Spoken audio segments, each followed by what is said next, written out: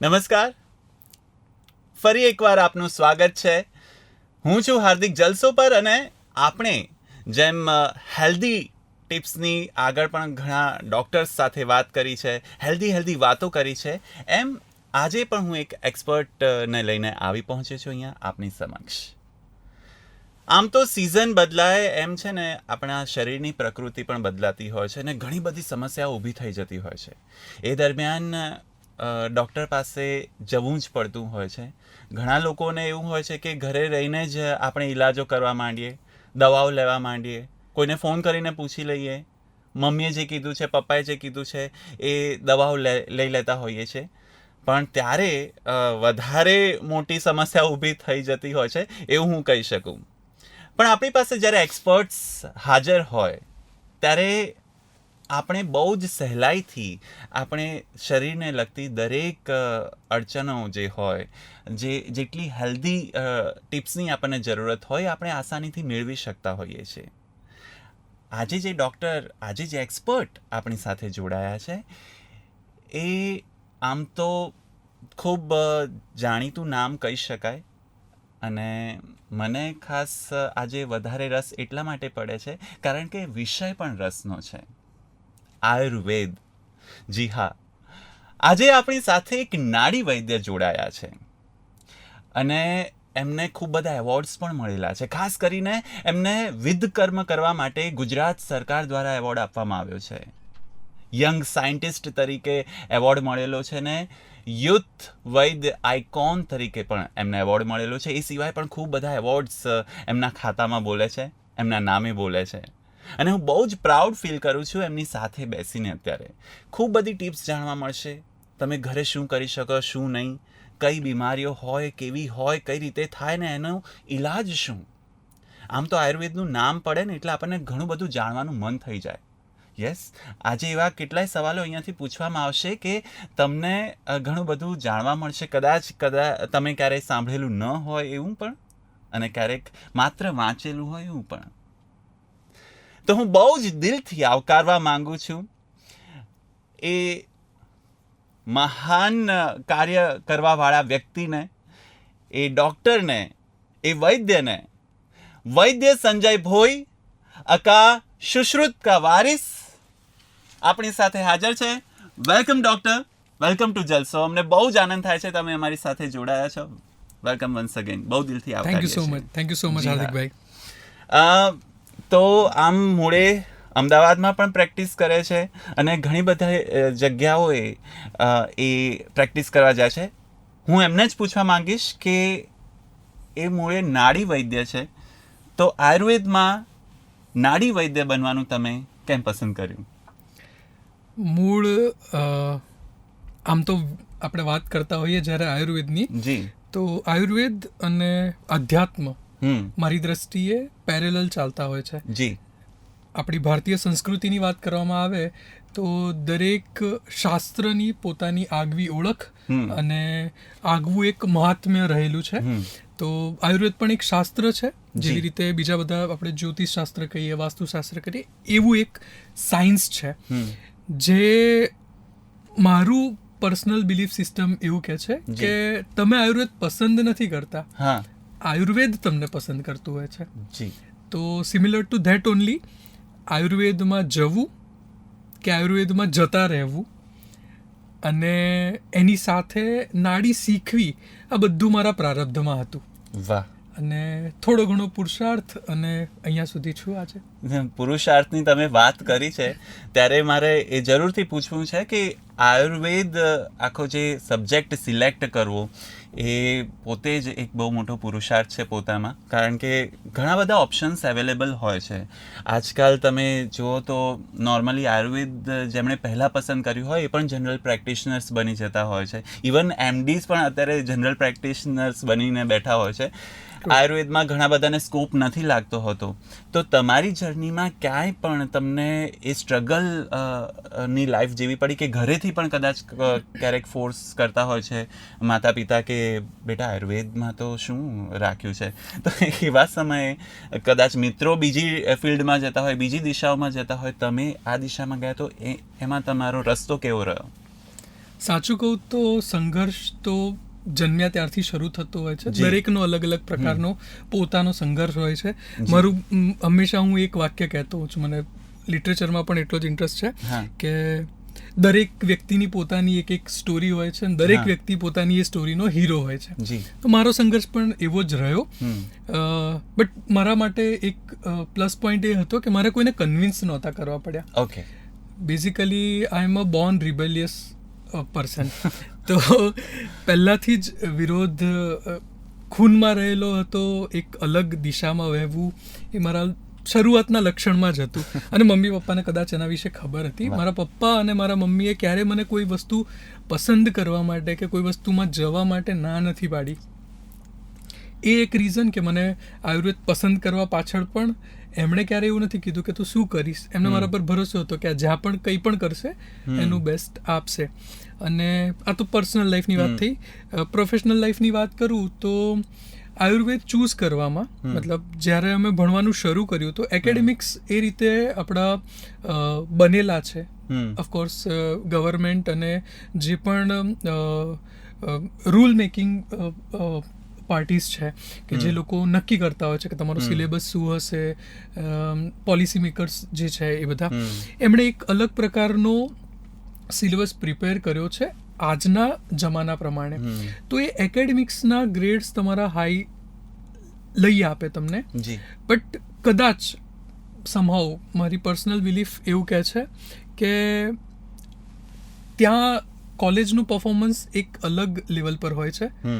હું પણ સ્કોલર જ રહ્યો છું, એવું નથી કે મને કંઈ નહોતું આવડતું. આઈ એમ અ ગોલ્ડ મેડાલિસ્ટ. અને એ કરવા છતાં પણ પ્રેક્ટિસમાં ઉતરવું એક અલગ રસ્તો છે. તો જ્યારે મેં શરૂઆત કરી શીખવાની ત્યારે કોલેજની સાથે પેરેલલ મેં ક્લિનિક જોઈન કર્યું હતું એઝ અ આસિસ્ટન્ટ ડૉક્ટર.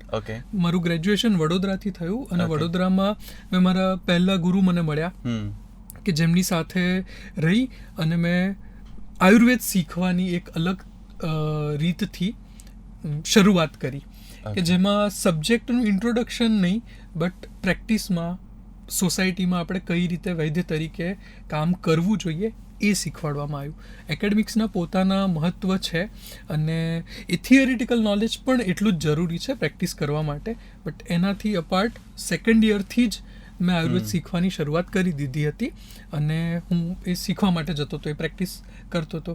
અને બીજી એક વસ્તુ એ કહું તો મેં જે રીતે કીધું કે આયુર્વેદ તમને પસંદ કરે છે, એવી રીતે જેટલા પણ સંઘર્ષ કર્યા ને એનો મને રંજ નથી.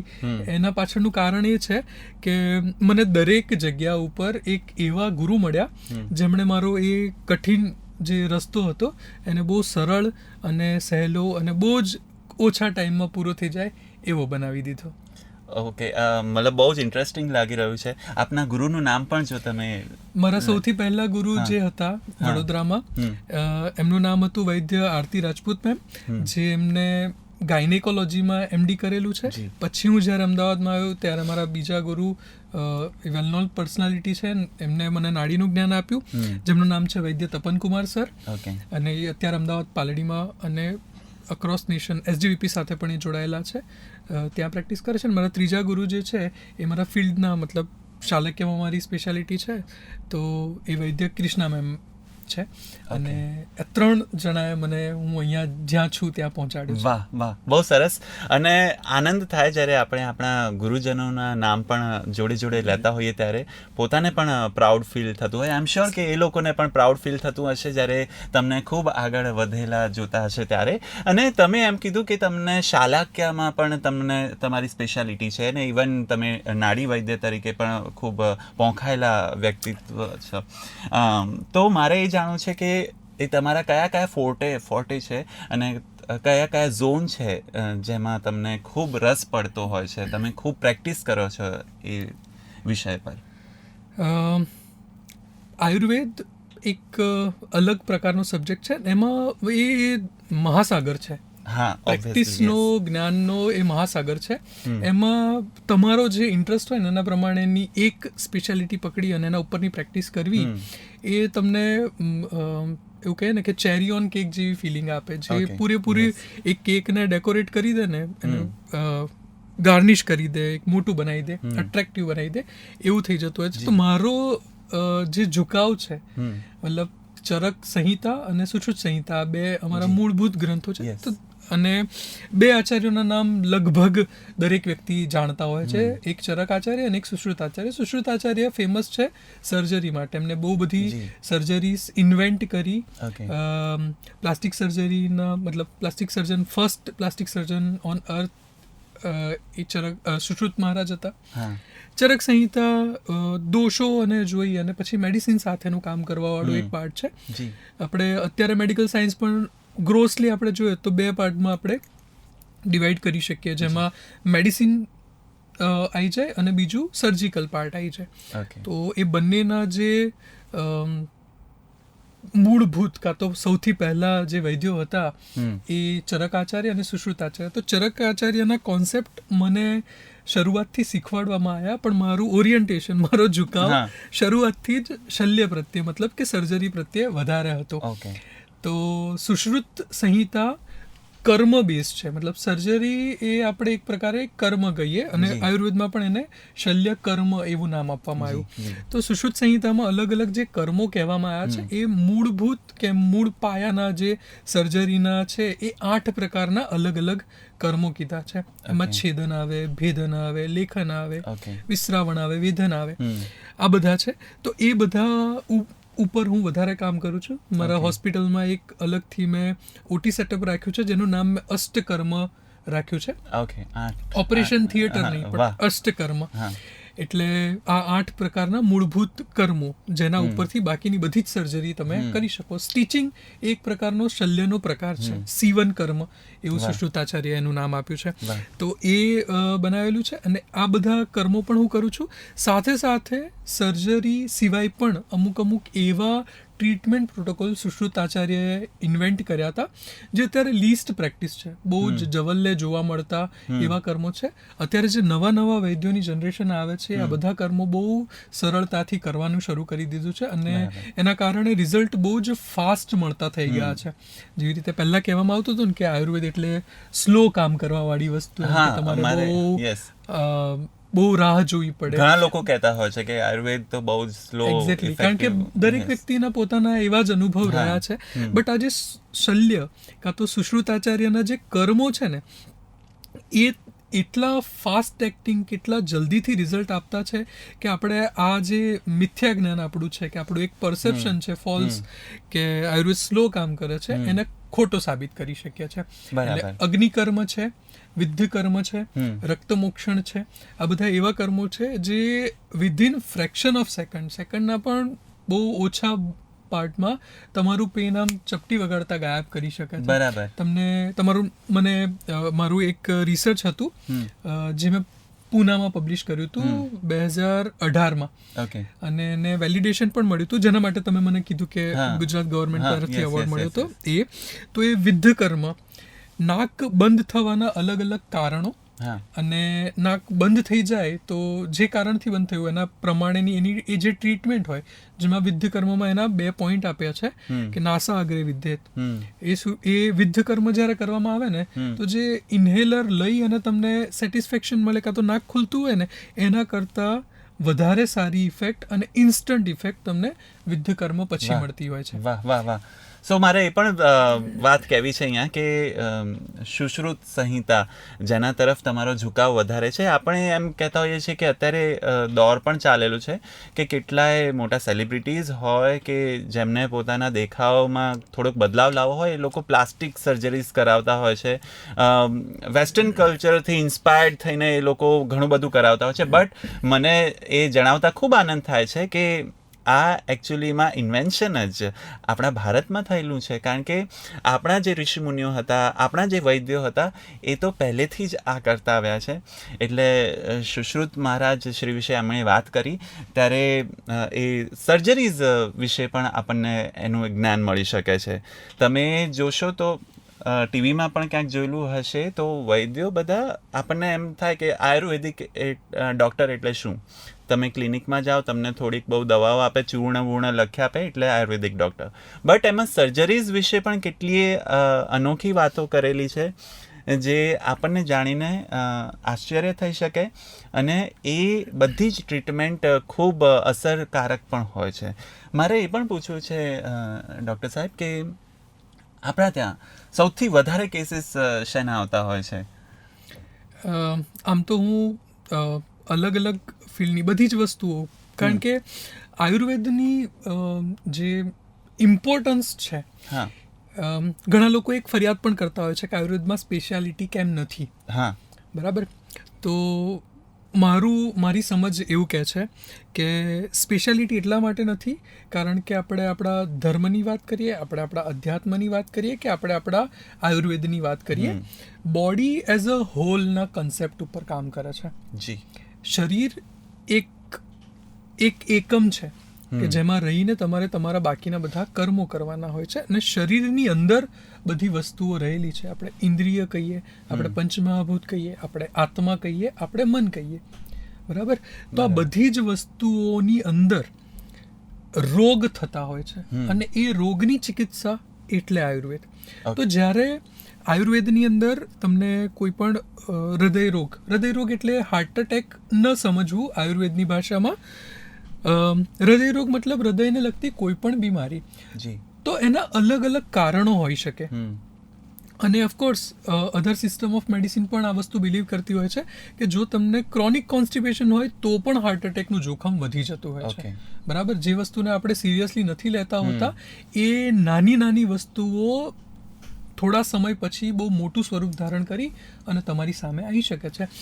ગેસિયસ એબ્ડોમિનલ ડિસ્ટેન્શન મતલબ પેટમાં ગેસ થઈ જવો, બ્લોટેડ રહેવું, આ વસ્તુ પણ તમને હાર્ટ એટેક લાવી શકે. તો આ બધી વસ્તુઓ, કારણો જે બતાવ્યા છે એને રિલેટેડ પ્રેઝન્ટેશન અલગ અલગ હોય. મતલબ કે શરીર આખું, બોડી એઝ અ હોલ, તમારી ગેસ્ટ્રોઇન્ટેસ્ટિનલ સિસ્ટમ જે છે એ સિસ્ટમના કોઈ પણ એબનોર્મલ ફોર્મના કારણે, એ બગડવાના કારણે જો તમને કાર્ડિયોવાસ્ક્યુલર સિસ્ટમના રોગ થતા હોય તો તમારે ટ્રીટમેન્ટ કાર્ડિયોવાસ્ક્યુલર સિસ્ટમની નહીં પણ મૂળ વ્યાધિની કરવી જોઈએ, એવું આયુર્વેદ કહે છે.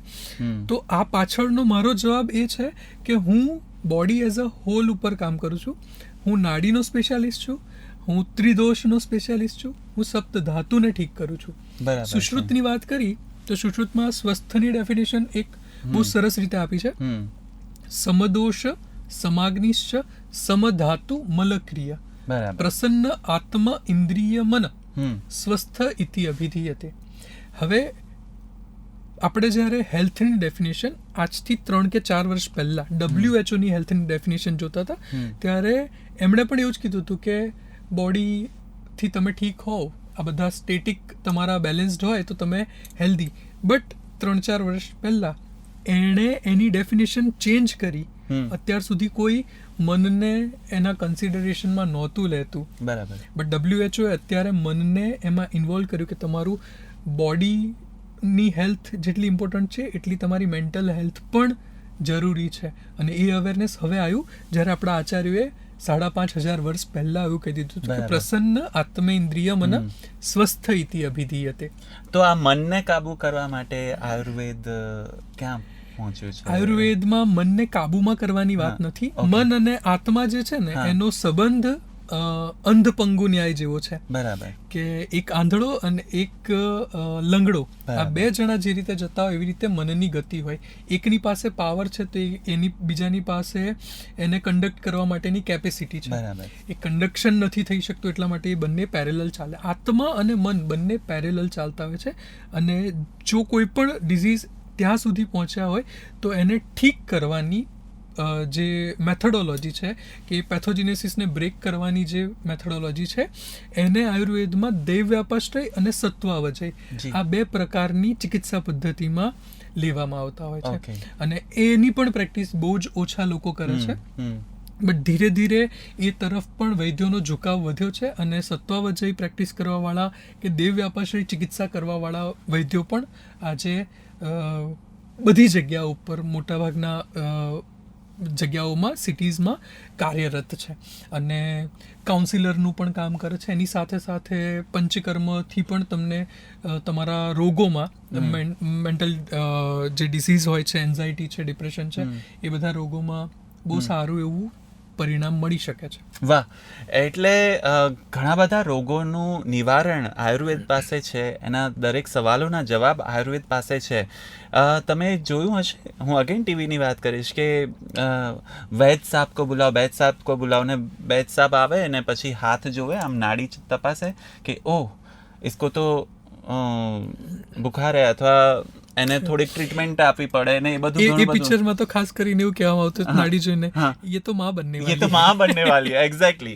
એટલે મારે સાચું શું ખોટું શું અને આ કઈ રીતે થતું હોય છે અને એ નાડી જોઈને શું શું ખબર પડી શકે છે, કઈ કઈ બીમારીઓ વિશે ખબર પડી શકે છે, આપણા શરીરમાં થતી જેટલી પણ અવઢવો છે એ મારે જરૂર જાણવું છે. કે તમે નાડી વૈદ્ય તરીકે આમ ખૂબ કામ કરેલું છે, તો મારે એ પણ જાણવું છે કે નાડી તમે આટલી તપાસો છો તો શું શું શરીર વિશે તમે એમાંથી ઉકેલ લાવી શકો છો, કે કયા સવાલોના જવાબ તમે આપી શકો છો? હાર્દિકભાઈ, આપણા સમાજમાં એક કહેવત બહુ પ્રચલિત છે કે જ્યારે લોભિયા હોય ને તો ધુતારા ભૂખે ન મરે.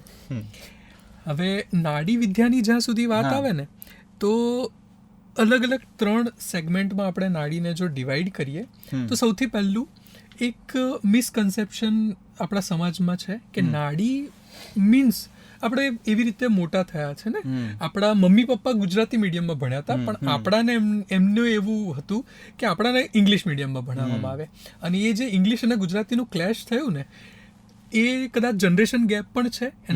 એના કારણે બહુ બધી તકલીફો પણ ઊભી થઈ છે, અને એના કારણે જે મિસકમ્યુનિકેશન કે મિસઇન્ટરપ્રિટેશન જન્મ્યા છે, એમાંનો એક આ નાડીને પણ એ વસ્તુ ભોગવવી પડી છે કે નાડી વિદ્યા કે નાડીથી ડાયગ્નોસિસ કરવું, બરાબર, નાડીથી નિદાન કરવું, એમાં જ્યારે સામેવાળા વ્યક્તિને સમજ ના આવે કે નાડી એટલે શું, તો એનું સીધું ટ્રાન્સલેશન કરી દેવામાં આવે, પલ્સ ડાયગ્નોસિસ. બરાબર. હવે જ્યારે એ વ્યક્તિ ગૂગલ કરે, કાં તો મોડર્ન ડૉક્ટરને મળે કે બીજા કોઈ ડૉક્ટરને પૂછવામાં આવે કે નાડીથી શું ખબર પડે, તો એ એમના લેવલ ઓફ પરસેપ્શન, એમના લેવલ ઓફ અન્ડરસ્ટેન્ડિંગ અને એમની જે મેથડ ઓફ પ્રેક્ટિસ છે એના પ્રમાણે એને જવાબ આપતા હોય. બરાબર છે. કારણ કે રેશિયો તમે જુઓ તો પલ્સ જોઈને કાં તો નાડી જોઈ અને પ્રેક્ટિસ કરવાવાળા લોકો કદાચ 10% હશે, એમાંથી સાચા તો કદાચ 1 થી 2% હશે. બરાબર. અને 90% લોકો પલ્સ પ્રેક્ટિસ કરવાવાળા હશે. મતલબ હાથ મૂક્યો અને હાથ મૂકી અને કાઉન્ટ કરી અને તમને કહી દેવું કે તમારી 72 હોવી જોઈએ, 72ની જગ્યાએ 80 છે, મતલબ તમને હાર્ટની કોઈ બીમારી છે. બરાબર. 72ની જગ્યા ઉપર તમારી પલ્સ 60 છે, તો મતલબ કદાચ તમને લો બ્લડ પ્રેશર છે, કાં તો તમને વીકનેસ છે કે વોટ્સઓએવર. તો આ બધું કેલ્ક્યુલેશન જે છે ને, એ કદાચ યુક્તિથી તમને કોઠાસૂઝથી તમને સમજમાં આવે અને એની પ્રેક્ટિસ કરવામાં આવતી હતી પહેલા, અને એવી રીતે લોકોને ઠગવામાં આવતા હતા. બરાબર. અને એ જ કારણ છે કે નાડી વૈદ્યો ઉપર આજના જમાનામાં પણ લોકો વિશ્વાસ કરતા પહેલા 2 વખત વિચારતા હોય છે. બરાબર. પલ્સ ડાયગ્નોસિસ એ નાડી વિદ્યા નથી. ઓકે. સૌથી પહેલું. બીજું, નાડી એટલે ઘણા લોકોને એવું હોય છે કે એનું સીધું ટ્રાન્સલેશન કરીએ અગેન તો નાડી મતલબ નર્વ્સ સમજે. એટલે મને પણ ઘણીવાર ફોન આવે કે તમે પારાયણી નાડી વૈદ્ય એવું લખ્યું છે, તો તમે નર્વસ સિસ્ટમના ડૉક્ટર છો. ઓકે. તો મારે જવાબ આપવો પડે પછી કે ના, એવું નથી. નર્વસ સિસ્ટમના સ્પેશિયલાઇઝ્ડ આયુર્વેદિક ડૉક્ટર નથી. નાડી એક અલગ જ વસ્તુ છે જેમાં તમારી શરીરની અંદર ઘણા લોકો, તમે હજુ પણ સાંભળ્યું હશે કે જૂના જે એક્સપિરિયન્સની વાત કરું છું, કે લોકોએ અત્યાર સુધી કેમ આયુર્વેદ માટે કે પછી નાડી વૈદ્યો માટે એટલું માન નથી રાખ્યું. જે લોકોને પર્સનલ અનુભવ છે એ લોકો તો જીવે છે ત્યાંથી મરે છે ત્યાં સુધી નાડી વૈદ્યો પાસે જ જવાનો આગ્રહ રાખ્યો છે. બટ જ્યાં જે લોકો ઠગાયા છે એ તમારો અનુભવ તમને કાયમ માટે બેક ઓફ ધ માઇન્ડ ચાલતો હોય. હવે નાડી ની પ્રેક્ટિસ જેટલા પણ લોકો કરતા હોય છે ને, એ જો પારિવારિક ચાલતી હોય છે તો એ બહુ જ ખોટી હોય છે. ઓકે. જેવી રીતે આપણે બોલિવૂડમાં નેપોટિઝમને ક્રિટિસાઇઝ કરીએ છીએ, સિમિલર ટુ ધેટ ઓનલી. નાડી એક ક્વોલિફાઈડ વૈદ્ય જ કરી શકે. બરાબર. એ પરંપરામાં હોય, પણ પરંપરા ફક્ત વૈદ્યોની હોઈ શકે. બરાબર. તમારી આસપાસ જો કોઈ નોન ક્વોલિફાઈડ વ્યક્તિ, તંબુ તાણીને રહેતો વ્યક્તિ, કે એવા લોકો જેમનું કોઈ મતલબ તમને ક્વોલિફિકેશન ન હોય, ક્યાંય શીખ્યા ન હોય, એવા લોકો જો પ્રેક્ટિસ કરતા હોય તો એ 99.99% ખોટા હોઈ શકે. એટલે એમની પાસે તમે નાડીનું જ્ઞાન લેવા જાઓ, કાં તો એમને નાડી બતાવવા જાઓ અને પછી એમને આયુર્વેદ સાથે કમ્પેર કરવા જાઓ, તો એ તમને એક નવી પ્રોબ્લેમમાં મૂકી શકે. આયુર્વેદમાં કરંટ સિનારીઓ પણ એવો છે કે આયુર્વેદના નામ ઉપર દરેક વસ્તુ ચાલતી હોય છે, ફક્ત આયુર્વેદ જ નથી ચાલતું. સો ટ્રુ. અને મારે એ પણ જાણવું છે કે આ નાડી થ્રુ તમે શરીરમાંથી કઈ બીમારીઓ ખબર પાડી શકો છો? મારા જૂના જવાબ સાથે જ આને આપણે કન્ટિન્યુએશનમાં લઈશું, કેમ કે જે પ્રેક્ટિસની મેં વાત કરી, ઘણા લોકો એવું કહેતા હોય છે કે નાડી ઉપર હાથ મૂકી અને એવું કહી દીધું કે તમને કેન્સર છે, નાડી ઉપર હાથ મૂકીને એવું કહી દીધું કે તમને બ્લડ પ્રેશર છે, તમારું શુગર વધારે આવે છે, તમારું કોલેસ્ટ્રોલ વધારે આવે છે. તો એક સાદા એક્ઝામ્પલથી તમને સમજાવું તો, તમે જ્યારે જીમેલનો પાસવર્ડ યાહુ મેલમાં નાખો ને, તો એ લોગિન નહીં કરી શકે. બરાબર છે. આયુર્વેદ એક અલગ સિસ્ટમ છે, એને મોડર્ન ડાયગ્નોસિસનું સ્વરૂપ આપી અને ગ્લોરીફાઈ કરી અને બતાવવાની કે તમને ડાયજેસ્ટેબલ બનાવવાની કોઈ જરૂર નથી. બરાબર છે. કહેવાનું તાત્પર્ય એ છે કે આયુર્વેદના બેઝિક પ્રિન્સિપલ ઉપર કામ કરતું હોય છે. વિચાર, દોષ, ધાતુ અને મલ. બરાબર. આ બેઝિક કમ્પોનન્ટ છે આપણી બોડીના, અને એને ઠીક કરવા એ આયુર્વેદની પ્રતિજ્ઞા છે. મતલબ જે શાસ્ત્ર છે આયુર્વેદના, એમાં એવું જ કીધું છે કે દોષને સરખા રાખો, ધાતુઓને સરખી રાખો અને મલને સરખા રાખો, તો તમે સ્વસ્થની કેટેગરીમાં આવો. અને એ અમારી પ્રતિજ્ઞા છે. બરાબર. કે અમારો અધિકાર શું છે? તો કે સ્વસ્થસ્ય સ્વાસ્થ્ય રક્ષણમ, આતુરસ્ય વિકાર પ્રશમનમ ચ. સ્વસ્થ વ્યક્તિના સ્વાસ્થ્યનું રક્ષણ કરવું અને આતુર મતલબ કે જે દર્દી આવ્યો છે એના રોગનું નિદાન, સારવાર કરવી. આ એમની પ્રતિજ્ઞા છે. તો એ પ્રતિજ્ઞા આપણે પૂરી કઈ રીતે કરશું? તો કે આ દોષ, ધાતુ અને મલના સિદ્ધાંત ઉપર. મતલબ નાડીમાં જ્યારે તમે જોતા હો ને, ત્યારે તમારે ફક્ત દોષ, ધાતુ અને મલ, આટલી જ વસ્તુ એક્સેસિબલ છે. બરાબર છે. એ સિવાય બાકીનું બધું જ જે છે એ હંબક વાતો છે. બરાબર છે. મતલબ કોઈ વ્યક્તિ તમને નાડી ઉપર હાથ મૂકીને એવું કે તમારું બીપી વધારે આવે છે, તો સમજવું કે ત્યાં કંઈક ઝોલ ચાલી રહ્યો છે.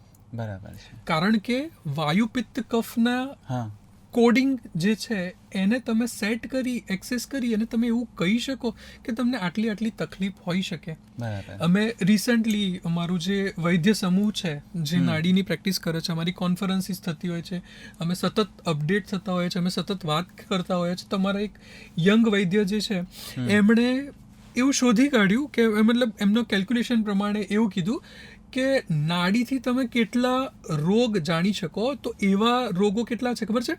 27,000 કરોડ એવા રોગો છે, એવી પોસિબિલિટીઝ છે જે તમે નાડીથી એક્સેસ કરી શકો. બરાબર. બટ એ બધા જ બેઝડ છે દોષ, ધાતુ અને મલ ઉપર. ઓકે. એક પણ મોડર્ન ડાયગ્નોસિસ નહીં કે આમાં તમને અહીંયા આ તકલીફ હોઈ શકે, કાં તો આ તકલીફ છે. સમજ્યા? કોઈકને ઇમ્પ્રેસ કરવા તમે મારી પાસે એઝ અ પેશન્ટ આવો, તો મારું કામ શું હોય? હું સૂટ બૂટમાં ટનાટન થઈને બેઠો હોઉં અને તમે પહેલાં જ જોતાની સાથે ઇમ્પ્રેસ થઈ જાઓ અને પછી એવું કહો કે ડૉક્ટર બહુ સારા છે ને મને ઠીક કરી દેશે, તો એ ટ્રસ્ટ હોય ને. પછી હું તમને ચપટી ધૂળ આપું ને તો પણ તમે ઠીક થઈ જાઓ. બરાબર. એની જગ્યા ઉપર હું કોઈક રોડ ઉપર બેઠો, મારા કપડાં વ્યવસ્થિત ન હોય અને પછી તો તમને સસ્પિશિયસ લાગે કે આ વ્યક્તિ શું કરી શકશે. બરાબર.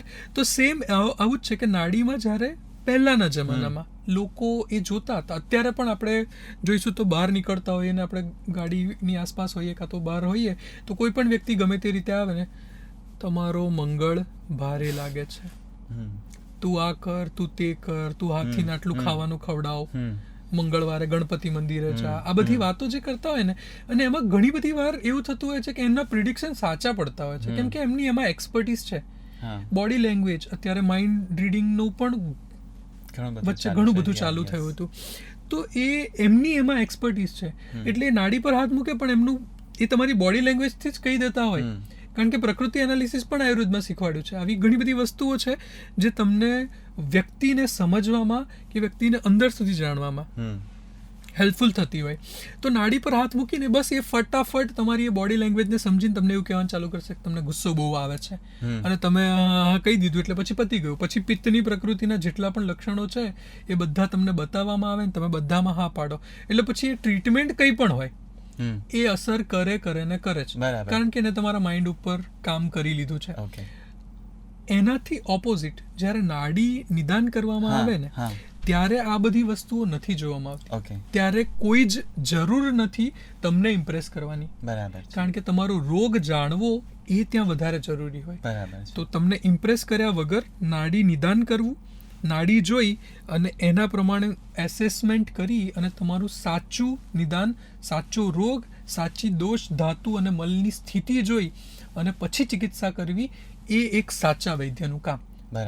આ જેટલા લોકો કરતા હોય એમને આપણે વૈદ્યની કેટેગરીમાં મૂકી શકીએ. બાકી જેટલા લોકો પણ આ રીતે ઇમ્પ્રેસ કરી અને પછી કામ કરતા હોય છે એમના માટે આયુર્વેદમાં જ એક શબ્દ છે, એને કહેવામાં આવતો હોય છે છદ્મચર વૈદ્ય, કે એ સમાજમાં અલગ રીતે ચાલતો વર્ગ છે, કે જે લોકો પ્રેક્ટિસ આયુર્વેદની નથી કરતા, કાં તો આયુર્વેદના નામ ઉપર પ્રેક્ટિસ કરે છે, એનો દેખાડો કરે છે. અને આવું ઘણા બધા ટાઈમથી શરૂ થતું આવ્યું છે. એટલા માટે ક્વોલિફાઈડ આયુર્વેદ પ્રેક્ટિશનર જે ડિગ્રી હોલ્ડર્સ છે એ લોકો બહુ ઓછી આની પ્રેક્ટિસ કરે છે, અને જે લોકો ક્વોલિફાઈડ નથી એ લોકો આની સૌથી વધારે પ્રેક્ટિસ કરે છે. Okay, great. ઘણું બધું જાણવા ને સમજવા મળ્યું, એટલે છેતરાઈ ના જાઓ, એનું બહુ ધ્યાન રાખજો. આયુર્વેદ ફૂલ્લી તમને સપોર્ટ કરે છે તમારી હેલ્થને સુધારવા માટે, ના કે માત્ર તમને મોટી મોટી વાતો કહેવા માટે. એક ઓર વસ્તુ મારે જરૂર જાણવી છે કે નાડી થ્રુ તમારી પર્સનાલિટી કે તમારી પ્રકૃતિ કેવી છે એ પણ ખબર પડી શકે, કદાચ તમારો સ્વભાવ પણ તમે જાણી શકો. Is it true? ઓર હા, એક હદ સુધી આ બહુ સાચી વસ્તુ છે, એ જોઈ શકાય. બટ એના કરતાં પણ વધારે તમને જોતાની સાથે એક વૈદ્ય ઘણી બધી વસ્તુઓ કહી શકે, કારણ કે પ્રકૃતિ કરી અને અમને ફર્સ્ટ યરમાં એક કોન્સેપ્ટ શીખવાડવામાં આવતો હોય છે, જેના બેઝ ઉપર અમારું આખું ડાયગ્નોસિસ અને આખી ટ્રીટમેન્ટ બનતી હોય છે. એટલા માટે એને ફર્સ્ટ યરમાં શીખવાડવામાં આવે. તમે જ્યારે BAMSમાં એન્ટર થાવ ત્યારે જ પ્રકૃતિ કઈ રીતે જોવી એ તમને શીખવાડવામાં આવે, કે વાયુ, પિત્ત અને કફ આ 3 મૂળભૂત પ્રકૃતિ, પણ શુદ્ધ મતલબ ફક્ત વાયુ, ફક્ત પિત્ત અને ફક્ત કફ આવી પ્રકૃતિ મળવી બહુ અઘરી છે, કારણ કે જેવી રીતે આપણી કહેવત છે ને કે તુંડે તુંડે મતિ ભિન્ના, એવી રીતે પુરુષમ વિક્ષ્ય એવો આયુર્વેદનો એક કોન્સેપ્ટ છે કે દરેક વ્યક્તિ એનું જીનેટિક કોડ અલગ લઈને પેદા થયો છે. આપણી જેવી રીતે ફિંગરપ્રિન્ટ અલગ છે, આપણી થંબ ઇમ્પ્રેશન અલગ છે, એવી રીતે પ્રકૃતિ પણ વિશેષ છે. એટલા માટે હાર્દિકભાઈ છે, નૈષદભાઈ છે, બરાબર? તો એ દરેક વ્યક્તિની પ્રકૃતિ અલગ અલગ હોઈ શકે, અને એના પ્રમાણે એને જોતાની સાથે ઘણી બધી વસ્તુઓ તમે સમજી શકો કે આ વ્યક્તિ આટલું વધારે ખાતો હશે, આટલું ઊંઘતો હશે, એને આટલી આળસ રહેતી હશે, કે એને આ તકલીફ મોટા ભાગના રોજિંદા જીવનમાં રહેતી હશે, એને આ વસ્તુ વધારે ભાવતું હશે, બરાબર? આ બધું ગણિત છે. પ્રિડિક્શન શું છે? એ ગણિત છે. એ તમને જોતાની સાથે તમારા વાળનો કલર, તમારી આંખોનો કલર, તમારી જે બોડીનું સ્ટેટ છે, મતલબ તમે જાડા છો, પાતળા છો, મીડિયમ તમારું છે, તમારું વજન વધારે છે, તમારી બોલવાનો, તમારો અવાજ કેવો છે, આ બધી વસ્તુઓથી ઘણી બધી વસ્તુઓ તમને સમજમાં આવે. અને પ્રકૃતિનો ઉપયોગ આચાર્યોએ ચિકિત્સા કરવા માટે કર્યો હતો, કોઈને ઇમ્પ્રેસ કરવા માટે નહીં. ઓકે. અને ક્યારેય તમે એવું સજેસ્ટ કર્યું છે કે ગુસ્સો ઓછો કરવો પ્રકૃતિ જોઈને કોઈને કે હા એ જરૂરી હોય છે. Yeah. કારણ કે કેવું છે, પિત્ત પ્રકૃતિ વાળા જે માણસો હોય ને એ એમના વિશે આપણે થોડી વાત કરીએ તો એમના વાળ બહુ થોડા પતલા પતલા હોય, Okay. સ્ટ્રેટ વાળ હોય, એને ગુસ્સો બહુ જલ્દી આવતો હોય, જમવાની અંદર પણ એમને તીખી ને એ બધી વસ્તુઓ થોડી વધારે જી. પ્રિય હોય, ખાવું ગમતું હોય, તેજ સ્વભાવના હોય, તેજ તર્રાર મોઢા પર કહી દેવું એવા વ્યક્તિ હોય, એકદમ ગોરા ચિટ્ટા હોય, અને શરીર જે હોય એ મીડિયમ બાંધાનું હોય. તો આવા વ્યક્તિઓ પિત્ત પ્રકૃતિના હોય ને એના કારણે એમને કોન્સ્ટન્ટ શરીરમાં બળતરા થતી રહેતી હોય, પેટની અંદર એસિડિટી જે આપણે કહીએ સામાન્ય ભાષામાં એવું થયા કરતું હોય, વાળ બહુ જલ્દી ખરી જતા હોય, ઓકે, આવી બધી વસ્તુઓ. તો આવા બધા પ્રોબ્લેમ્સ જ્યારે પિત્ત પ્રકૃતિ વાળો વ્યક્તિ લઈને આવે કે તો પછી ઘણીવાર એ જ વસ્તુ વધતા કેમ કે આ નાની એવી પ્રોબ્લેમ છે, ઘણીવાર લોકો એને એડ્રેસ નથી કરતા કે હા થાય, વાળ ખરવાય ક્યાં મોટી વસ્તુ છે. બટ લેટર ઓન જ્યારે એના મેરેજ થઈ ગયા હોય ને એવો પિત્ત પ્રકૃતિ વાળો વ્યક્તિ જ્યારે ઇન્ફર્ટિલિટીનો કેસ લઈને આવે, એવી ફિમેલ જ્યારે ઇન્ફર્ટાઇલ થઈને આપણી પાસે આવે ત્યારે એમને એ વસ્તુ કહેવી પડે કે તમારા શરીરમાં ગરમી બહુ વધારે છે. ઓકે. અને એના માટે તમારે આટલી મેડિસિનની સાથે આહાર અને વિહાર પણ એટલું જ ધ્યાન રાખવું પડશે. મતલબ ફક્ત ટ્રીટમેન્ટ નહીં, તમારી આખી જીવનશૈલી ઉપર આયુર્વેદ કામ કરતું હોય છે. એટલા માટે એવું કહેવામાં આવ્યું કે આયુર્વેદ જડ મૂળથી રોગોને મટાડતું હોય છે. તો પ્રકૃતિનો આ રીતનો ઉપયોગ પણ અમારે કરવાનો હોય છે કે પિત્ત પ્રકૃતિવાળું વ્યક્તિ આવા રોગ લઈને આવે તો એને આટલી વસ્તુઓ ન ખાવી જોઈએ, ગુસ્સો, ચિંતા અને ઉજાગરો ન કરવો જોઈએ. કારણ કે તમારા શરીરના પિત્તને કોન્સ્ટન્ટ વધારે. તમે એક વસ્તુ સમજો, જ્યારે તમે દિવાળીનો ટાઈમ કાં તો પછી નોર્મલ આપણે ઘરમાં કચરો કાઢતા હોઈએ, કાં તો મમ્મી પોતું કરતી હોય, જો તમે એક પગલું પાડી દીધું તો પાણીની ડોલ તમારા ઉપર આવે, કાં તો સીધું ઝાડુ તમારા ઉપર આવે. બરાબર? તો આ શું છે, આ જ કોન્સેપ્ટને આપણે યાવંતો હિ લોકે ભાવન તાવંતો હિ દેહે, આ એક આયુર્વેદનો બહુ સરસ મજાનો શ્લોક છે. એમાં એવું થાય કે તમે જ્યારે શરીરને સાફ સફાઈ કરતા હોય, કે શરીરને ઠીક કરવાનું કામ કરતા હોય, અને બીજી બાજુથી તમે એનામાં કચરો નાખો તો સરવાળે બધું શૂન્ય જ થવાનું છે. બરાબર? એ તમને ફાયદો નહીં કરે. તો એવી જ રીતની વસ્તુ છે કે તમારા આહાર વિહારની અંદર જો સટલ ચેન્જ ન કરવામાં આવે તો તમને દવા માફક તો આવે, તમને એક હદ સુધી એ રિઝલ્ટ તો આપે, પણ પછી ફરી પાછા તમે જેસે થેની સ્થિતિમાં પહોંચી શકો. બરાબર છે. એટલે આપણે વિચારોની વાત કરી લીધી કે આપણે આ રીતે શાંત રહી શકીએ, ગુસ્સો બહુ ન કરવો જોઈએ. હું આહારની પણ વાત કરવા જરૂરથી માંગીશ કે પ્રકૃતિ પર આહારનો પણ બહુ જ મોટો ઇમ્પેક્ટ પડતો હોય છે. તો કેવા આહાર આપણી પ્રકૃતિને ચેન્જ કરી શકે છે અને કેવા આહાર વધારે આપણે લેવા જોઈએ? તો સરસ મજાની વાતો ચાલી રહી છે વૈદ્ય સંજય ભોઈ સાથે. ઘણી બધી વાતો હજુ પણ કરવાની બાકી છે અને ઘણી બધી હેલ્ધી ટિપ્સ આપણે મેળવીશું. સાંભળતા રહેજો જલસો મ્યુઝિક એન્ડ પોડકાસ્ટ એપ્લિકેશન પર આ સરસ મજાનો સંવાદ.